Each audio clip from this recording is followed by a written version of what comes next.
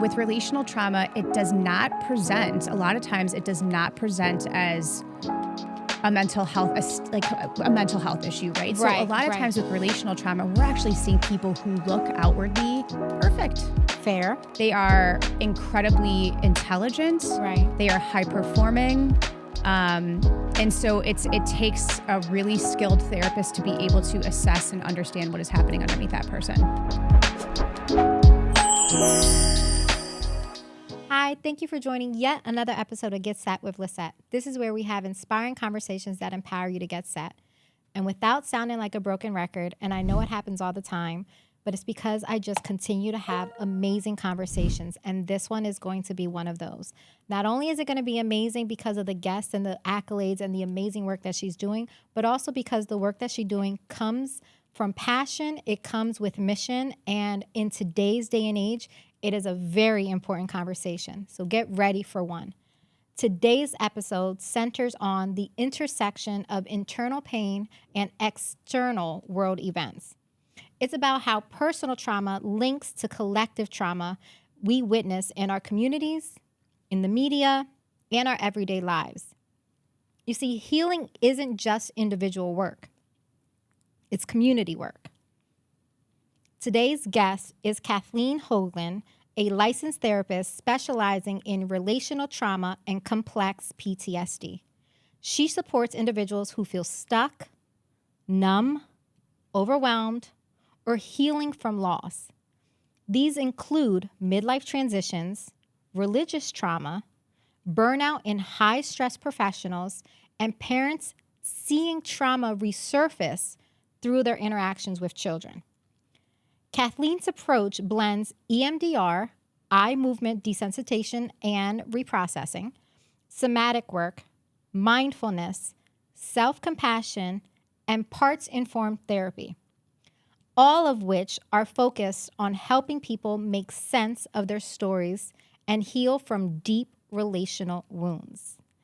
Hi, Kathleen. Hi, thank you for having me. No, thank you for coming. Yeah. This conversation, like I said in the intro, and not only do I think that it's going to be amazing because, again, we have a long history and I just know you personally and I love the work that you're doing. I think now, more than ever, today's conversation is important. Yeah. And I'm excited to get into that entire world and the reason why it's important. Yeah. Before I get started, I always like to, not that you need it because you come ready and prepared, but I love to get the jitters out. And I love to make sure that people are ready for this conversation. So we're just going to do a quick rapid fire, this or that. All right. So don't overthink, just this or that, okay? Right, and we're going therapist edition. Okay, therapist edition. Here we go. Okay. Talk therapy or body-based work? Body. Okay. Flight response or freeze response? Flight. Okay. Inner critic or inner child? Inner child. Boundaries or forgiveness?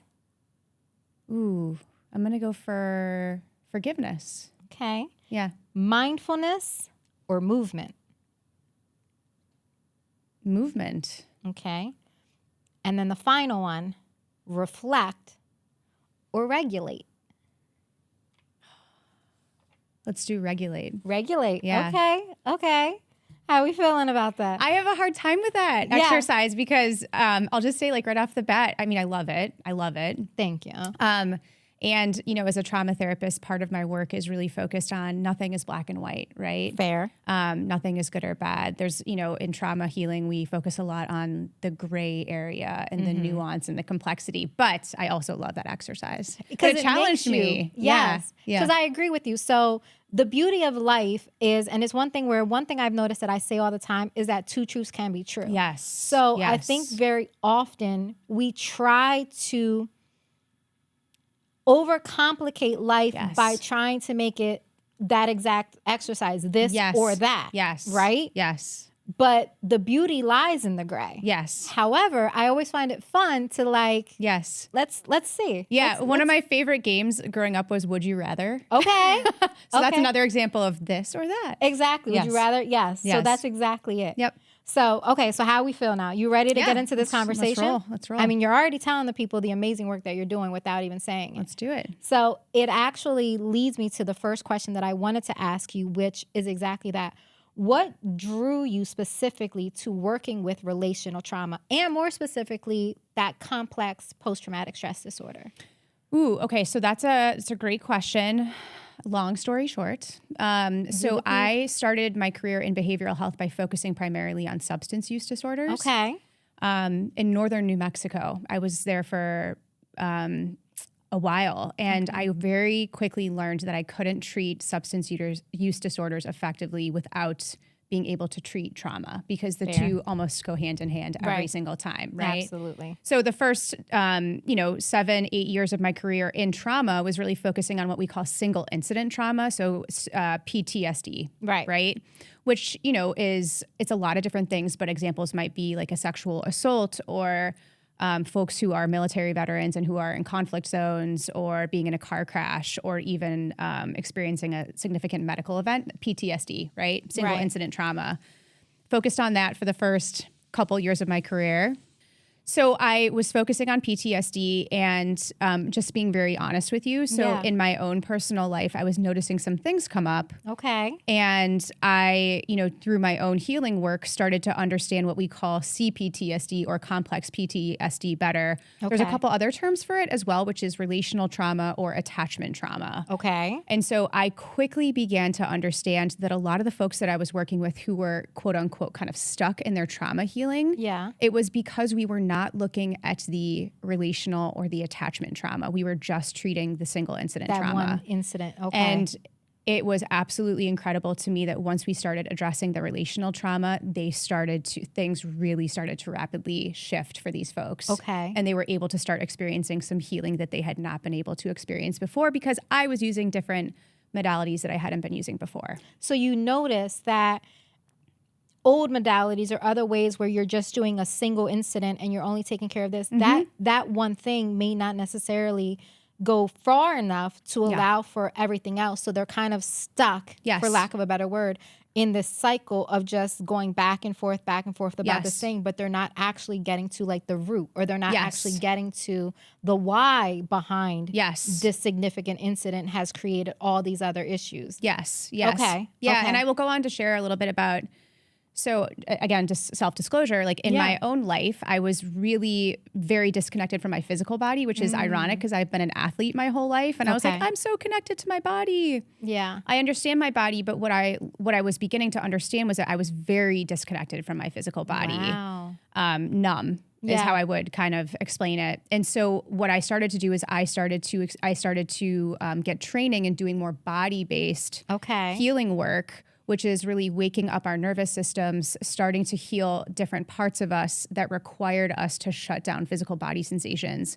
in order to survive in certain environments. Oh, wow. Yeah. So it was kind of it's a really kind of a full circle story. Yeah. So what I hear, if I'm hearing you correctly, you're saying like in your own work that you're doing within therapy, you also start to not only see the disconnect of like why certain individuals aren't necessarily healing, you started to connect and say, well, what's going on with me? And finding your own disconnect of body and self. Yes. And in doing that, you've now been able to merge the two, heal yourself, do the work necessary for you. Yeah. And in that same regard, then be more present and even better and more effective for those that you were treating and working with. Yes. I would say just a slight kind of addition to that or shift in that is that really my own healing stuff kind of took place first. Yes. I started to understand what was happening with me first. And then I started to actually apply these modalities that were used on me with the people that I was working with. Yes. And it was absolutely incredible to see what was happening with these folks. I love that. Yes. I love that. Yeah. So then for someone, you've already kind of given the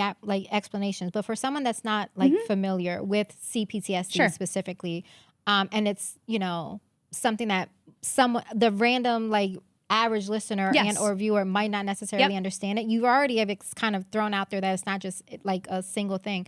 How is this different from what most people think of as just trauma? And what does that really look like? Okay, so great. Yes. Because I want to just break it. Yeah, I'll start with this first. So I think a lot of folks know what the DSM is. So that stands for the Diagnostic and Statistical Manual of Mental Disorders. Right. Okay, and really it's this big, huge book that that our country has used for decades to diagnose mental health conditions, and then it's really for insurance reimbursement, right? Yeah, right. So there's all kinds of different diagnoses in here, including PTSD. Right. Complex PTSD is not in the DSM. Okay. Which is really interesting, and there's a huge backstory to that, which I won't get into. So complex PTSD really speaks about relational trauma or attachment trauma. So I will explain that. So what we're really looking at here is what happens ideally with a parent and a child.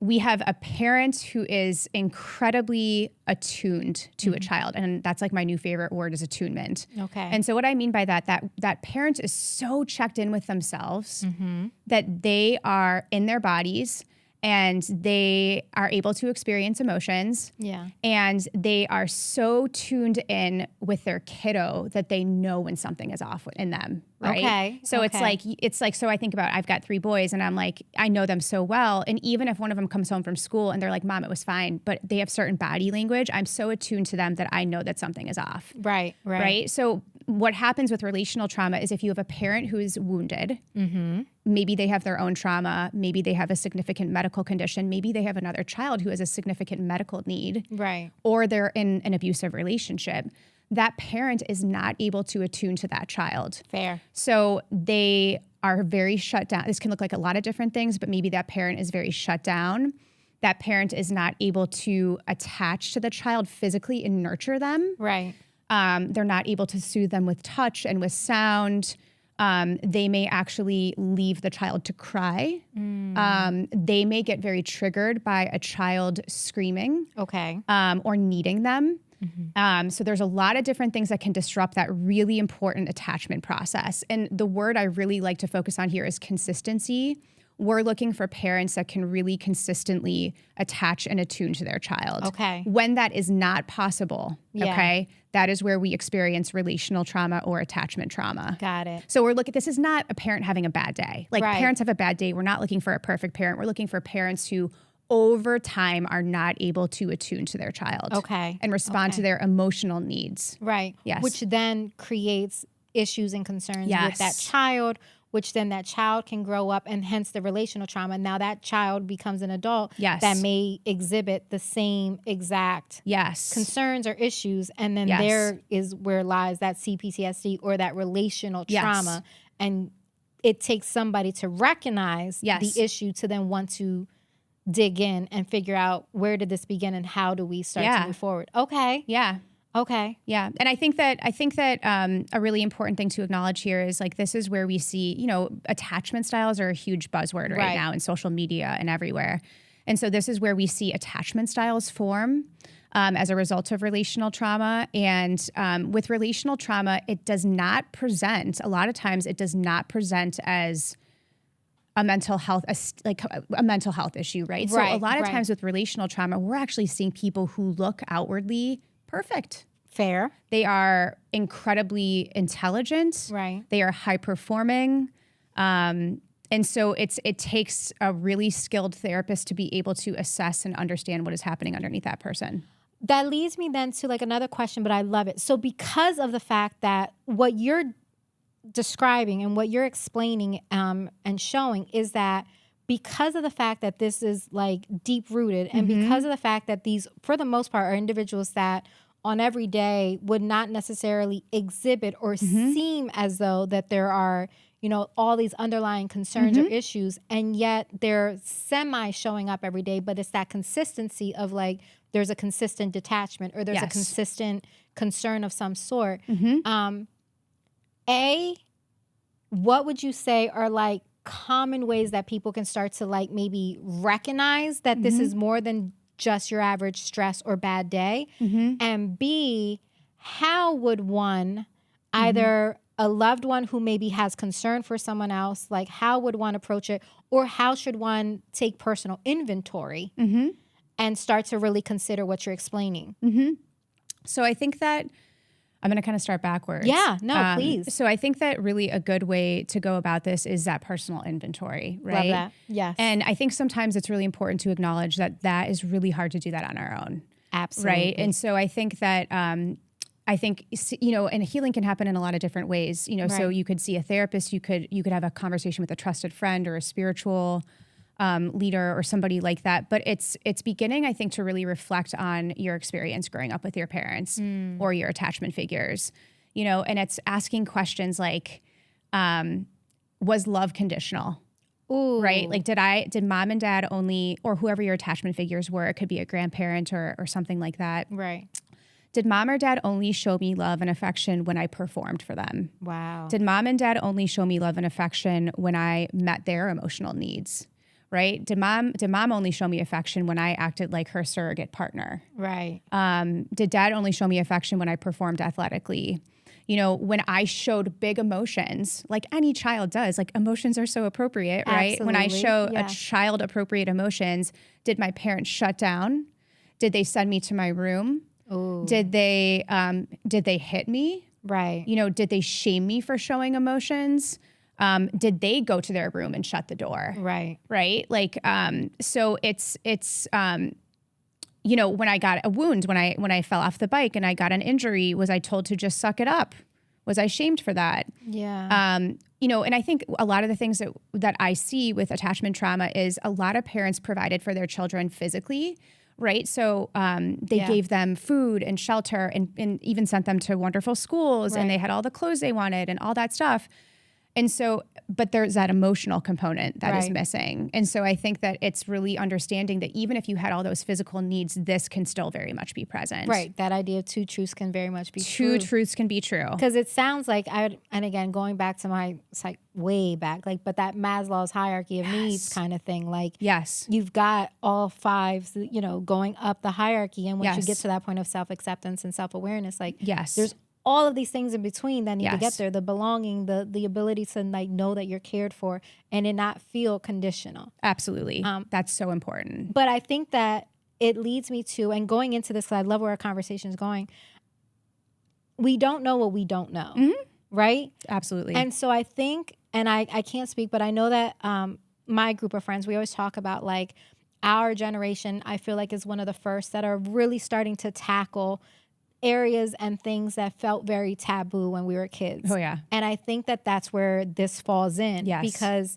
I think we're finally starting to come to a place in life, and correct me if I'm wrong, because you're literally in the field, but I feel like I can only speak for self and the people I know, I've been more open to, discussing mental health and, seeking therapy at different points in my life and doing the work necessary. And that no longer feels like it's not okay.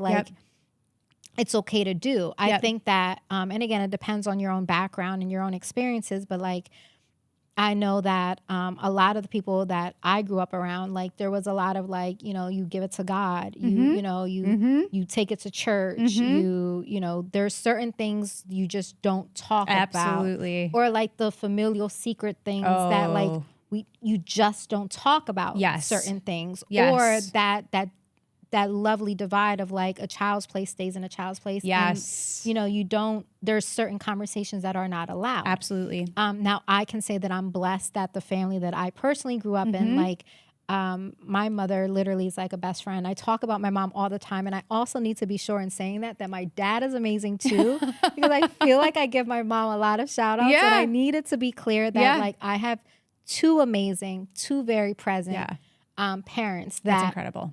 Have allowed me to become the woman that I developed in being. And again, two truths can be true. I still also have had to recognize when I've had different moments of my life and did the work necessary. Yep. Where were those disconnects still? Yes. Where did things happen? Yes. And I've also come to learn in my adulthood, my parents did what they could with what they had at their own disposal. And they were just two people trying to figure it out just like anyone else. Absolutely. And yet, the work that you're explaining and describing is what's necessary for when you take personal inventory. Yes. where are the disconnects? Yes. How does a person then kind of like from there, like how does that trauma like present in parents, midlife individuals, high achievers? Like how does that show up then? Yeah. I'm going to answer that. I'm going to say one thing real quick please. first. So I just love what you said. Oh, and thank you. I think and I can also relate to this, but in a lot of the folks that I see is I think a lot of people come into my office and they feel really protective of their parents. Absolutely. Right? Like my mom and dad struggled. They did the best they could. They worked their tails off to provide for us. Right. And it's almost like they feel like they're betraying their parents if they start to work on like where were some of those disconnects. Right. Right. And so it's really working on this idea of what you just said, like, we have to recognize our parents did the best they could with what they had.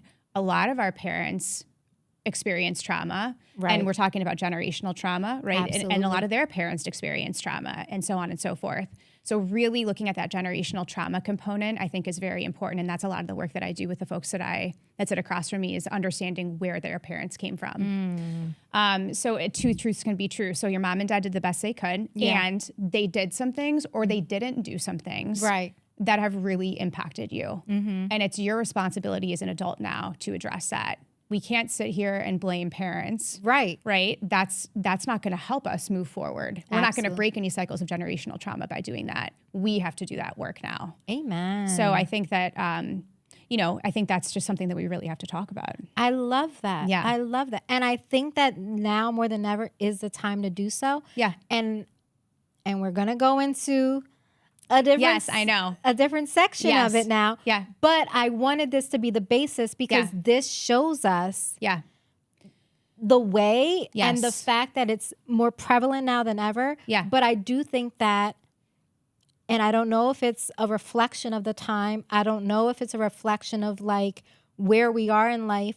But I do love the idea that I do think that more people now more than ever are allowing themselves to have the necessary conversations. Yes. And if nothing else, should I say, the introspection of what was missing or not missing. Yeah, what happened? Right. What happened to me, right? Right. And I'm going to answer your question in terms of like how this shows up. Okay, Yes. so let me just do a brief kind of like overview of that. So how it looks a lot of different ways. So I would say this shows up as chronic perfectionism. It shows off, I would say one of the biggest one is feeling numb, like feeling dead inside. That's probably one of the most common things that I feel is like I have a great job, I have a great family. Aesthetically, I look great. I feel dead inside. Wow. Like that is one of the biggest things that I hear. Not feeling happy, like having everything that they would ever want, but not being able to feel happy. Like genuine happiness and joy. Feeling like a constant, just nagging feeling that something bad is going to happen is really, really significant. Not being able to relax, feeling like your body is just unable to settle down and to slow down. Really triggered by parenting, right? Okay. So like when, so I kind of talked about a couple of these things, but like just literally not being able to handle strong emotions, feeling like a lot of parents come in and they feel so ashamed about this, but it's like, and so many parents feel this way, we just don't talk about it, but it's like my kid was doing something and I felt a rage come up in me that I have never felt before. And I thought about doing something to them, hurting them. Right. And they didn't, but it's like that something inside of them, right? Yes. Just kind of, or like feeling an anger towards their child or a disgust, this is all related to trauma. Yes. Being in a relationship or in a marriage and feeling like just totally disconnected from that person. Yeah. Feeling undeserving of love. Ooh. Feeling like love and nurturing and physical affection almost makes them disgusted. So there's a lot of different things that this can show up as. Right, Yes. right. Yeah. And I can actually think of people, like I know a lot of people at some point have to have felt these things at different points. And it's being courageous enough to recognize this, because I can't imagine being a parent and having to sit with, I just felt this ridiculous rage for this little kiddo doing X, Y, and Z. Like there has to be shame and guilt that are attached to it. But how amazing and courageous is it for a family or parent to actually say, I need to correct this. this isn't okay. Yeah. I'm scared. Right. I don't want to hurt my child. I'm scared. And like, where is this coming from? The where is this coming from and the why is so big. Yeah. So significant. So, okay. So that explains the work that you have done and the how and the why you've got there. Mm-hmm. Now, in that same regard, we had this conversation off camera. Mm-hmm. And the reason why we decided to talk about it today is because, as we've said, what better time than now, right? Yeah. That should we have this conversation because you're also actively involved with what's been happening in Minnesota. Mm-hmm. Mm-hmm. I mean, we're not going to go into the whole thing, but from the protests to the community response, you know, I know that you and I have spoken, and it's why I reached out to you. Like, I love how proactive you've been. I love the fact that you've not only, you know, spoken out and said that this isn't okay, but like you've actually taken a true like approach of how do I show up and what can I do? One of the questions that I wanted to ask was from a therapist perspective. What does it mean when a community is under daily stress in the public view like that? What does it mean? Yeah. So I think that we are in a time right now in our country and even in our world where it feels like we're drinking from a fire hose. Hello. And every single day, something happens in the news or there's an announcement by this administration that something has happened or a decision that has been made that is terrifying in some way, or it elicits a lot of fear in folks. And it's, like I said, it's like rapid fire. Yeah. You know? Yeah. And I think that what happens is that this has a collective, there are collective ramifications from this, meaning that everybody is being impacted in some way. Right. It's going to be different based on your background and your circumstances. Absolutely. But collectively, no one is unfazed by this. Right. Whether you can acknowledge that or not, or whether you're aware of that or not. Right. So I think that is a very big reality. I think as a country right now, we are deeply wounded, and we have been wounded. And Yes, this has we have been wounded since inception. Agreed. And I think that many of us are just coming to understand that for the first time. And that in of itself, I think the coming to understand that, just like the work that you've discussed with what you're doing, which is why I thought the conversation is so important, because the parallels ridiculous when you really like start to peel the onions. Because I think we're at that point of reckoning, and we're at a point of, like you said, recognizing like this is not okay, and we are hurt, and we've been hurt since we've started. And I think that there's a level of shock that happens just personally when you realize this is what's been going on and this is not okay. Yeah, and this is not new. And it's I think that's been an eye-opener, you know, is like things may have been rosy for time periods, right? But this has always been at the core. Absolutely. It just took the really perfect kind of conditions for it to start surfacing in the way that it has. Absolutely. Yeah. Do you want, one of the questions that it's not here, but I thought, do you want to talk at all at what you're doing specifically? Just real quick. And then we can talk about how these repeated cycles and everything else that's going on, like what that looks like for people as well. But like, real quick, I do want you to at least give a light on like exactly what you guys are doing and the why behind getting involved the way you did and what led you to that. So I grew up in Minneapolis. Yeah. So I spent the first 23 years of my life in St. Paul and then a suburb of St. Paul. I absolutely love that community. It formed who I am. I mean, I grew up with, you know, in the era of Paul Wellstone. And if you don't know who Paul Wellstone is, I encourage you to Google him. But one of his famous quotes is, "Politics is about the improvement of people's lives." And I was kind of a political junkie from a young age. Love it. And Minnesota is my heart. And the people there are of the purest form. And it is so community oriented. And when I go there, I feel safe and I feel seen. And people talk to you and they say hi on the street. And it is, if you haven't experienced it, it is something that I encourage everybody to experience at some point. We had a pond in our backyard. I ice skated growing up. I loved the winters. We went sledding. We threw snowballs. It's just a way of life. It's hard to describe. So that is why I got involved. And I really started to get involved after the shooting of Renee Good. Absolutely. And I think that has changed me in some way. I'm a white woman of privilege. Right. I don't know what it's like to be targeted, but Black, brown, and Indigenous folks know what that's like, and that's what their life has been. Fair. And that has not been my experience. So to see a woman who looked like me, who was around my age, who was a mom, right, get shot in the way that she did, it kind of shifted something inside of me. Okay. And so I am a person of action, and I have not always been that way. Yeah. So, and I'm also a person who was taught from a very young age that it's not okay to speak up. I was taught to be very quiet. Okay. About things that were political and, dicey kind of, politics, religion, things like that. You got those are the things you don't. Those are the things you don't talk about, right? Yep. You can talk about other things that are more socially appropriate, but we're not going to talk about those things. Yeah. So, I felt a call to start talking openly about what was happening, and what we're doing there is a group of trauma therapists from across the United States have kind of gotten together alongside a group of Minnesota providers, which is incredible. Love this. And we have created a collaborative of therapists who, what we do is we basically facilitate what we call virtual trauma-informed listening circles. I love that. And so it's not therapy. It's essentially a space where people can go to feel heard and seen and witnessed, and to feel a little bit more connected.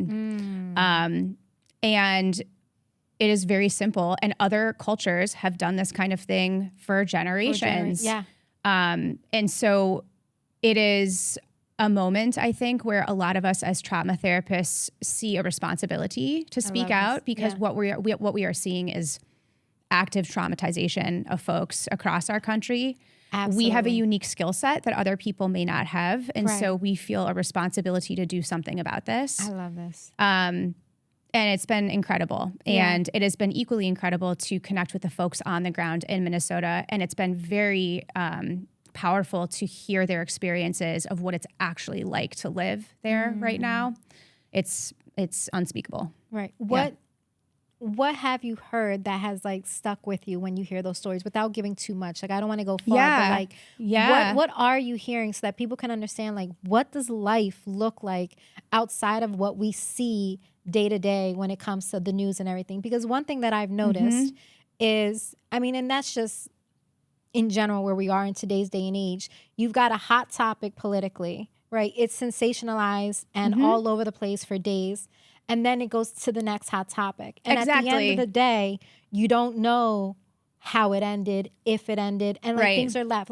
You're left with these highs and lows, in my opinion, lately, of these moments of what's going on. But because there's just so much that is happening simultaneously, the hot topic of today can then just disappear tomorrow. Absolutely. And that's what we're seeing. And we're seeing it. And so what does that So I'm happy to share a couple of anecdotal stories. But I do want to just say something about this too, is that, and I don't think a lot of folks know this. So what's happening in Minnesota right now is not just what's happening right now. So we're talking about a decade of circumstances and situations that have occurred there. So we're talking about George Floyd. Absolutely. We're talking about COVID. We're talking about the murders of lawmakers that happened over the summer there. We're talking about the Annunciation school shooting. We're talking about Philando Castile. You're right. So all of this was Minnesota. This was all Minnesota. That's true. And this is over a 10-year period. Yeah. Right? So this is a community that has experienced incredible suffering. And so it's this is just to add on to that. Yes. And so I want to be very clear about that. Thank you. Yeah. So some of the anecdotal kind of stories we hear are, there are thousands of families that are afraid to leave their home. Children and parents and grandparents living there. They haven't gone to school for weeks. They're attending virtual school. They can't leave to get groceries. They cannot leave to get medical care. So people are actually delivering groceries to these folks. Wow. There are parents and non-parents standing outside of schools, making sure that they are standing physically in between the children and the ICE agents. Oh my God. Creating a barrier. There are teachers who, and as listen, I think you know this too, like as a behavioral health professional or a teacher, like we are always taught it's not okay to drive a kid home from school. Right. Like that's not okay. Boundaries. The rules have had to change to protect these children. Absolutely. So teachers are driving children home from school. Wow. Putting them in the back seat, telling them to get their seatbelts on because if there's an ICE agent that's following them, they may have to drive a little bit more quickly than usual. Oh, wow. And then dropping them off at their houses, walking them in, standing between them and the ICE agents. Women who are going into preterm labor, who are afraid to get the prenatal care that they need, who are having to deliver babies at home. And the toll that this is taking on medical providers and on behavioral health professionals is absolutely incredible. Wow. Yeah. That is... Yeah, I'm choking. I'm like, yeah. I'm like, but I would say alongside that, the tremendous resilience. Absolutely, right? Like, I mean, it is absolutely incredible what we're seeing. You're seeing the singing resistance. You're seeing people who are dedicating hours of their days to protecting people that they've never met in their entire lives. Right. The teachers who are working at these schools who are going above and beyond to take food to families after a long day of school. Right. I mean, it is absolutely incredible what we're seeing. It goes back to that idea of the two truths can be true because while none of this is okay, and while it has been a decade, like you said, of one thing after another, that has just led to like consistent trauma. Yeah. In that same regard, you also have an opportunity to see community show up in the most purest and best form. Yeah. You're seeing individuals love one another the way that we're supposed to love each other. And showing up as neighbors, and showing up as community people, and just being present and being there and allowing ourselves to just do the work that sometimes may feel very minute, but that is the actual work that's needed, ensuring people have the ability to eat food, to continue to be loved and cared for, to know that they have access to whatever it is that they could possibly need. Yes. And I love the fact that it's that idea of like neighbors helping neighbors is what it sounds like. That's what it is. It's neighbors helping neighbors, and it's consistent. I mean, we are seeing people show up day in and day out. They've been doing this for months now. And I think that community is absolutely exhausted. I'm like I'm exhausted. Not even exhausted is not the right word. I want to choose my words carefully, but I know that I have personally, and we were talking about this again off camera, but like we're in February of 2026, and I feel like just the start of this year, like I'm already exhausted, and it's just the beginning of because of the amount of things. I don't know what else to call it. The amount of just consistent neglect, the consistent just like Fear. Thank you. Fear and uncertainty, I think. That's the word I was looking for. I was having like a little moment. The uncertainty of everything in life. I've never felt so uncertain about the status of so much. Yeah, exactly. And yet I'm here. Yeah. Right? Yeah. I can't imagine being on the ground of certain places that have just, for whatever reason or another, just feels almost targeted. Absolutely. It absolutely is targeted. And I think that what you're just describing is that's the collective trauma, right? It's like it impacts our nervous systems whether we want to admit it or not. And you go for it, because I was going to say that is one of my questions actually. How does like repeated news cycles about death and conflict and systemic distress, like how does that affect our individual nervous systems? Like, and again, we're talking about the people that are there, but like I shared for myself, like this is the response that I'm having. So people that are not directly related to these things, that consistent just feeding of like it has to affect us. And so that's the collective trauma that you're explaining. And A, how does that show up? And B, what do we, from a therapist, like what do we do? Yeah, so I think it shows up in a lot of different ways. But I mean, what I'm seeing as a trauma therapist right now is like, you know, person after person coming into my office, basically just, again, saying to me, it feels like something bad is about to happen. All the time. Absolutely. Being unable to relax, being super irritable with friends and family and colleagues, and then feeling tremendous guilt about that. Right. Difficulty sleeping, right? Feeling disassociated. So feeling numb, just feeling feeling dead inside. And even if that wasn't, this is like our own CPTSD Absolutely. that we're now almost. Yes, that is exactly it. Based off of. Yeah. And I think that I think as a culture, we have been conditioned to just like push through. Absolutely. Right. And so it's so interesting. I have people sitting on my couch and they're explaining to me how they feel. And they're like, I don't know why I feel this way. And I want to be like, have you watched the news? Are you reading the news? And we do have conversations about that. And so like as a therapist, I mean, I think this is the first year of my career where I've literally talked about politics with the people that I work with. You know, we are taught as therapists, it's not okay to talk about politics. Right. It's not okay to talk about things like that. And so I have really had to go out of my comfort zone to say, hey, let's talk about this. How is this impacting you? Right. And it's almost like they can sigh because they're like, oh yeah, that does make sense. Absolutely. Why I feel this way right now. Right. What do we do? Right. Yes.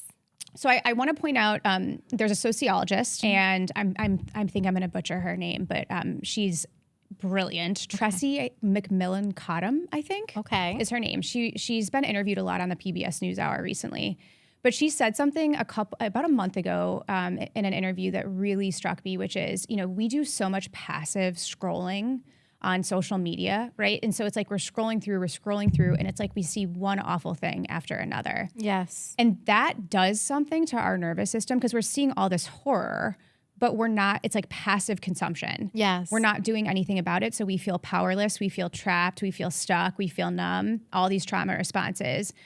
And so she said, you know, the antidote to this is action, right? And she said, even small action. Okay. You know, so whatever that is, and I think parenting right now is action. I mean, if that's all you can do and parent children that are not going to cause harm, I think that's huge. But so I think what do we do is we really get honest with ourselves about what kind of small action can I take to be part of the solution here.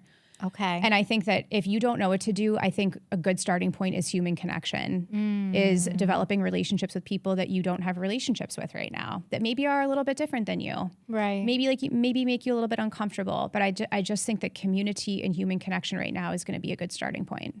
I love that. Mm-hmm. So if I'm understanding correctly, it's for someone like me that feels that level of like, what am I supposed to do? How do I am by no means like, I mean, quick plug, I practice real estate. So if you're looking to buy, sell, or invest in real estate, you know what I mean? I'm your girl. But in someone that's what I do, right? That's action. My action is just the human connection and making sure that I show up for people genuinely and that I do everything I can to not only just help individuals. Like I'm real big on making sure that like the human connection is there.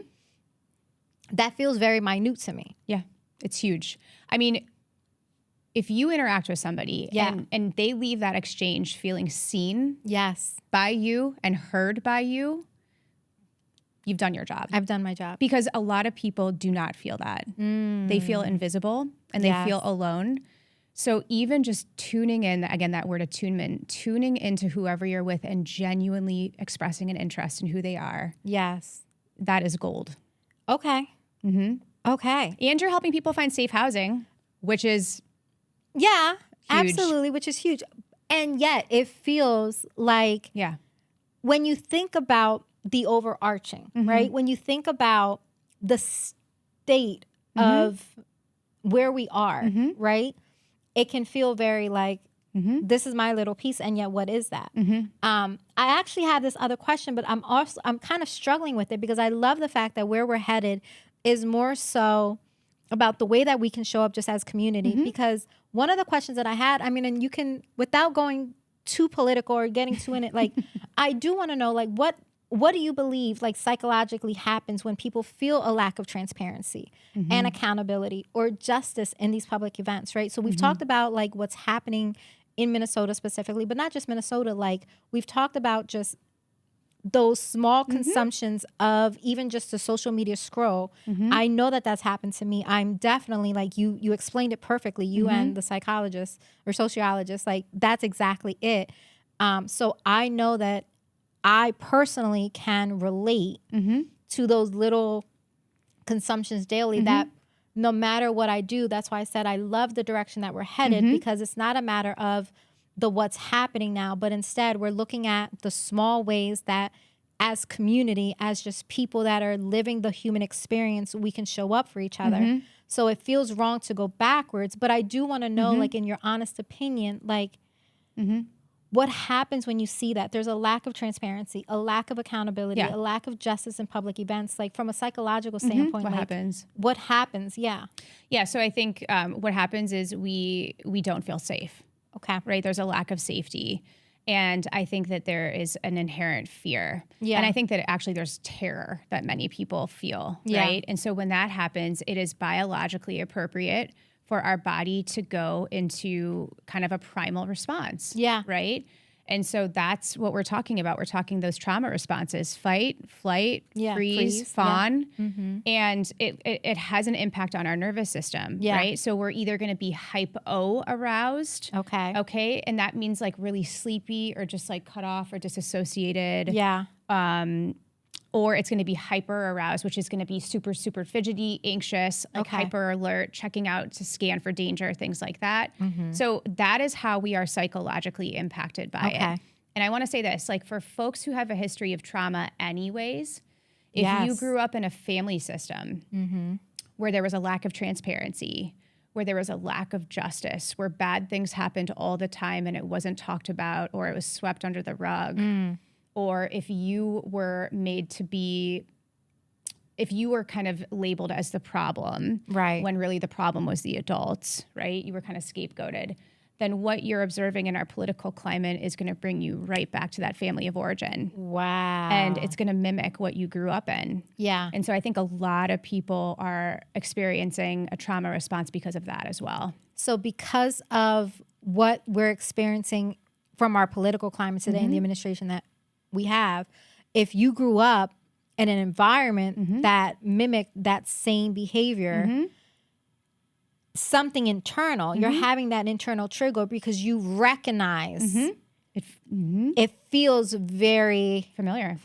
Yeah. I mean, even if we're talking about things like name calling. Hello. Right? Name calling or belittling of people who look different than us or have a different social orientation or sexual orientation. Yes. Or women, people of color, you know, the belittling and the name calling, I think a lot of people can kind of pass it off as just being comical. But if you grew up with parents that did that and that called you names and that belittled you, that does something to you when you see that happening all around you. Absolutely. Yeah. So now let me ask, so this is going to be the perfect segue, and I love that without knowing you created it, because so where we are now in the conversation, like I wanted to also go back into like the internal ties and then like the external pain that kind of comes up and like how it looks on a daily life, but you're explaining it perfectly. So whether it's the political environment or you having just relational trauma of some sort, or like we talked about, the high achievers, the individuals that are doing things, or the parents that are like showing up triggers now because they're now parents and they're having to deal with these things.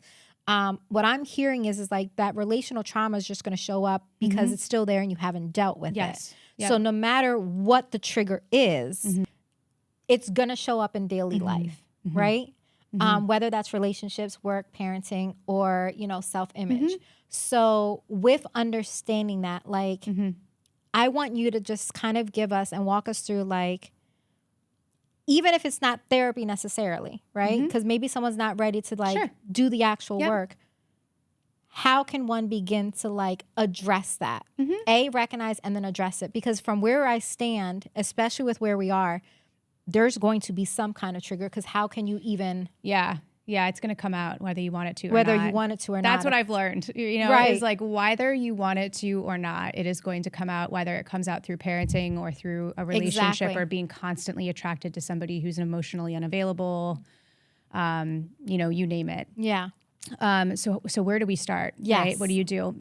So I'll talk about it from a therapy perspective. I would say it's really important to find a therapist. Okay. You know, if you've done some reading or you've listened to some podcasts and you're fairly confident that you have relational trauma, I think it's really important to find a therapist who has training in relational trauma. Training in PTSD and training in relational trauma, two totally different things. Absolutely. And unfortunately, there's not a ton of therapists that have specific training in this. So I would say make sure that you do your research,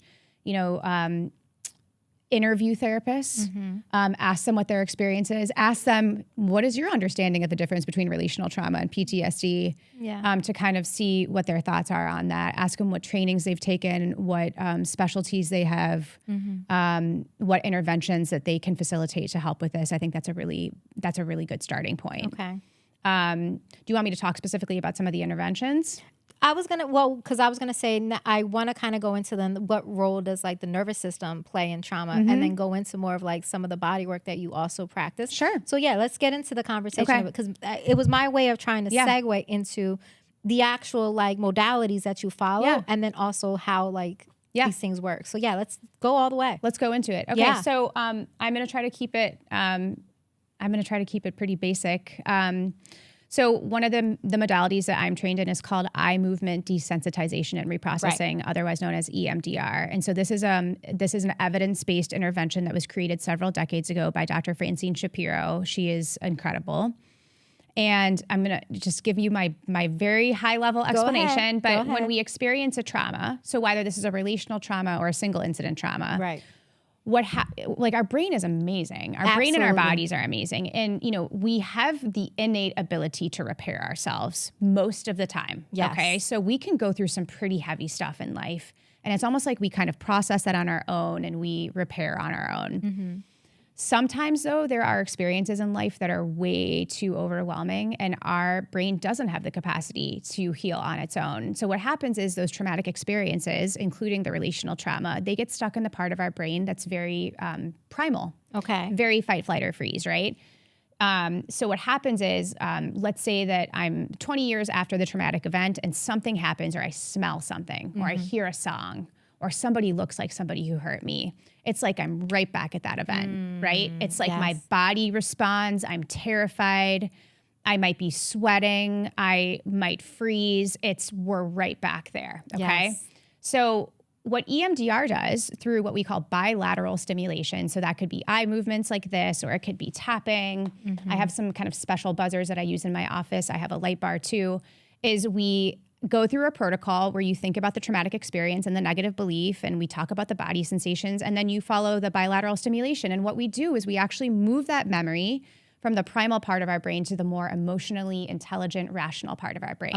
Okay. So it's like filed away finally. Right. So next time that I smell that smell or that I hear that song or I see that person that reminds me, it's like, they used to really freak me out, but I feel better now. I feel okay now. And I'm not going to have that same... No, I'm not going to have that same reaction. So that's one of the protocols that I use. I'm trained in something called attachment-focused EMDR, which uses that same protocol. But what we do is we create new healthy attachment figures. Okay. And we use the bilateral stimulation for that. And are you tracking with me? I am. Are you good? Yeah. No, I'm doing great. Yeah. And I know this is a lot. I know this is a lot. I know this is a lot. But it's interesting. The nerd in me is nerding out right now. I love it. I love explaining. Yes.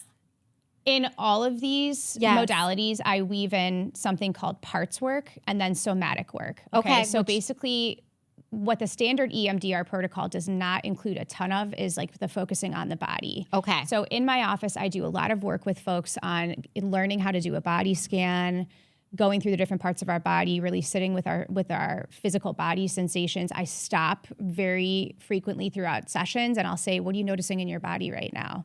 Okay. Check in on that. So it's really just getting into the habit of learning how to feel our bodies again. Yes. Developing a relationship with our bodies, because our bodies in trauma get so disconnected.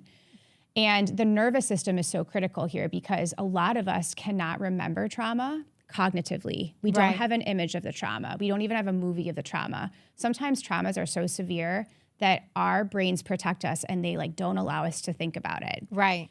So where we do remember the traumas in our body, I'm sure you've heard of the book, The Body Keeps the Score. Yes, I have. Our bodies remember trauma, even if our brains don't.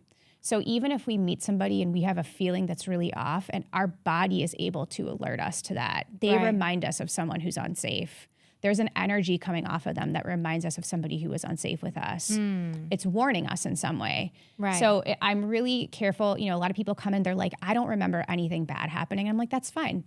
We don't, we're going to really connect with your body again. And when we do some of this work and really focus on our body, it's amazing that sometimes then all of a sudden these memories start to come up again. This is amazing. Yeah. So if I'm understanding correctly, the way that, and I love how we've been able to do this. So the first part is first understanding and recognizing whatever the trigger is that gets us to a point of like something is off. Yeah. The next is then seeing the consistency or recognizing that whether it's like we talked about, whether it's what's the atmosphere of where we're in, the relationship patterns that we've continued to follow, the parenting that shows up now when we start to have and what we're recognizing with our children.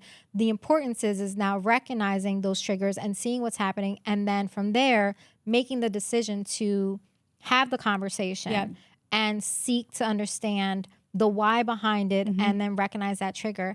And then what I love is that not only are you then providing an opportunity and the space for people to deal with the relational aspect of it and really dig to the why behind it, there's now an opportunity for you to also, from a more body function way of like filing that trauma and that trigger where it needs to be cognitively, allowing individuals to work through it logically, but then also becoming more aware from the body standpoint to now have a better understanding of physically grounding yourself and becoming much more attuned to both the brain and the body. Absolutely. It's reconnecting all of it. And it's putting it all together. It's putting it all together. Perfect. Yeah, it's putting all together. We call this kind of a bottom-up approach, right? Bottom up. Okay. So it's like really focusing on the body first. Yes. And then kind of, again, remembering that our body it's incredible and it knows how to repair. That's amazing. And so if we can reconnect with our bodies, we can reconnect to anything, including our emotions. So that feeling numb starts to go away. We start to understand our emotions better. I love this. Yeah. Okay. So now I want you to now talk to people and like let them know like what empowering, should I say, message do you want people to hear about their capacity to heal? Yeah. I think one of the things that has become so apparent over the past year to me is that it is never too late to start this work. I am absolutely amazed by the number of folks who come into my office who are 70, close to 80 years old, who at that point in their lives they know something is off. Right. And they want to get curious about it. Wow. And I have so much respect for those folks. And a lot of people come in and they have a belief that like I'm broken or that I'm too far gone or that I'm not repairable or I'm permanently damaged. And my message to folks is that's so not true. Yeah. And that comes from somewhere. That belief comes from somewhere. It doesn't come from you. So like, let's get curious about where that comes from and let's do the work that we need to do to get you to understand that there is nothing wrong with you. You are inherently good. And let's just get to work. And I think that, this can be overwhelming work.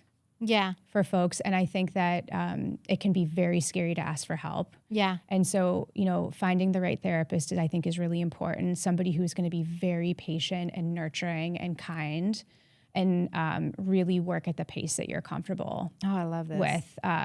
So I guess, and I think that right now, I think one of the wisest forms of action and one of the strongest forms of resistance to what's going on in our country is everybody collectively doing their own work to heal. Absolutely. Because the family before us that couldn't do it, we do it in their honor, right? And we do it because we want things to be better for the generations ahead of us. Absolutely. Yeah. And the only way we're going to be able to get better is that if somebody finally makes the decision that it stops here. Yep. And this is where it ends. Yep, absolutely. Because one thing, well, I'll leave that for my key takeaways. I was going to say one thing you said earlier that stuck with me, but I'm going to leave that for my key takeaways. So now I only have a few more questions and then I want people to know where to find you. Okay. So now you've explained the importance of it and the capacity. I want you to basically share what's one tangible step listeners can take toward healing today outside of like if a tangible step that if it's not therapy for them right now. Yeah. right? Just a tangible. Okay, so I'm going to make a plug for like one of my favorite skills. Go for it. Which is called self-compassion. Talk about it. And it is a term coined by Dr. Kristen Neff. Okay. She has a website. She has free resources on her website. Love that. And self-compassion is a skill that not a lot of us learned. We have a lot of us have a very strong inner critic. Amen. When we make a mistake, we're very quick to kind of punish ourselves and to speak really harshly to ourselves. So thinking about self-compassion as it's speaking to ourselves as a nurturing, loving parent would speak to a child. Right. And it's a skill that we have to cultivate and practice and develop. And essentially it looks like this. I'm going to show you what it is. Okay. So you have a hard part of your day, right? You were just talking about a very hard part of your day earlier. So we have a hard part of our day. It's dropping the narrative behind it, like the analysis of it, and just recognizing that this is a moment of suffering. Yeah. Don't even need to name what kind of suffering. This is a moment of suffering. Suffering is a part of life, like meaning this is just a part of being a human. Other people feel this way. I'm not alone in this, which is true. Like so many people are in suffering. What do I need to do to be kind and loving and nurturing to myself in this moment? Wow. And then like, it might be just like putting a hand over our chest or a hand on our face, or it could be hugging ourselves. So this is a skill that I think everybody needs to get curious about. Yeah. It is basic, it is simple, and it doesn't cost any money. Amen. Yep. I love that. Mm-hmm. Well, then what would you say is a lesson from your own work that you want everyone to remember about trauma and resilience? That we all have the capacity to heal. That we do not have to live in pain and suffering. Okay. That there is another way to live. And if you don't know how to get there, there are people who are willing to help you with that. Yeah. We don't have to live in pain and suffering. I love that. Yeah. And then finally, what's next in your work, and where can people connect with you? Yeah. I have to, of course, give you a plug after this amazing conversation. What's next in my work?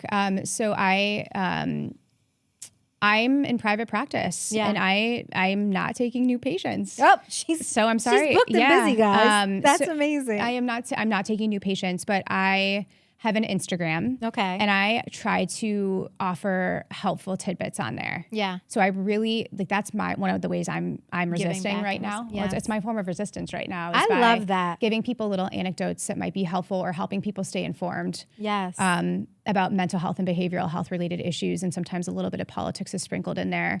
I have a YouTube channel, which is basically the same thing. And one plug that I do want to make is if you are a therapist or a behavioral health provider in this area, New York, Maryland, East Coast. All East Coast, okay. We have an attachment-focused EMDR training that's coming up at the end of March in Camp Hill. So 2 experts coming from Omaha, Nebraska, Deborah Wesselman and Ann Potter, are coming to facilitate part 1 of the attachment-focused EMDR training. If you are somebody who is working in trauma, this is absolutely a skill that I think every therapist needs to have. And I highly recommend it. And we will, if you send me the information, we'll put it all in the description. Okay. That way it's all there, and we'll have that for you. Awesome. So now something I always do are like my key takeaways from this amazing conversation. I've been sitting here trying to like wrap my mind around what those are, because I think the entire conversation are key takeaways. And I don't mean that lightly. Like, this has been both enlightening, but then also freeing, because it's not until you're sitting down having a conversation that you start to recognize having those responses yourself and the why behind it. And again, that's why I felt like, what better time than now to have this kind of conversation, because it's important, it's relevant. And I mean, with just the country alone, it's our 250th. Like, we've been a country for 250 years, and for 250 years, we have not gotten it necessarily right. No. And I don't know how to say that nicely. I think we need to be honest with ourselves. Right? But this has allowed that opportunity to have that conversation and to just say it for what it is. Yep. And I genuinely believe that you've done so beautifully. Thank you. So I really, really appreciate that. So thank you. Getting to those key takeaways. My first key takeaway, and I'm going to go ahead and say, one thing that Kathleen has said at multiple moments in this conversation, and I want us to start with that because I think we need to remember, is that we are inherently good. And so we need to remind ourselves and give ourselves compassion and know that we're inherently good regardless of what things may be there. The second key takeaway is with that, recognizing triggers, the consistency of it, whether it's your response to your child or the relationship patterns that you may have, or your response to what's going on right now within this country. Like, take personal inventory, sit with it, and have the courage to speak with someone about it, because it doesn't have to continue. That leads me to my third key takeaway, which is the idea and the way to kind of have resistance is let whatever trauma, relational trauma you have, let whatever generational trauma you're carrying stop with you. Mm-hmm. It is okay to both recognize that, parents may have done the best that they can with what they had at the time that they had. And it's okay to understand that maybe there weren't things in place at different points in life to make those changes. But when you know better, you do better. And so when you recognize that those patterns are not okay, let it stop with you and do the necessary work to get it started. Which then leads me to also my fourth key takeaway, which is a part of resistance that we can do in order to start the change necessary is to just show up for our neighbor and to just start to be more intentional with our human connection, allow ourselves to connect with individuals that maybe we would not have connected with in the past, and let us go back to times of community and really start to show up. We've seen an amazing example with the residents of Minnesota, and I think that, if you feel similar to me and aren't sure how you should respond, it is nice to know that just being a neighbor and being a person that shows up for someone else is in and of itself an act of resistance and an act of care. And then my final key takeaway, and I would be remiss to say this, especially with a therapist being here, is, let me start with this. Start with self-compassion. And from there, allow yourself to have the courage to seek help and speak with a professional when you're ready. So those are my key takeaways from today's conversation. I feel like it's, bringing everything together that we discussed, outside of course, the amazing modalities, but she could speak on that. I did not want that to become part of my key takeaways. However, I will say, just a quick plug, allow yourself to be attuned and aware of your body, I think also is another takeaway that I picked up, because I do think that we at times are in the rat race and we go. It is important to take inventory and let us be more attuned with ourselves. So now with all of that, guys, sending light, sending love. Bye.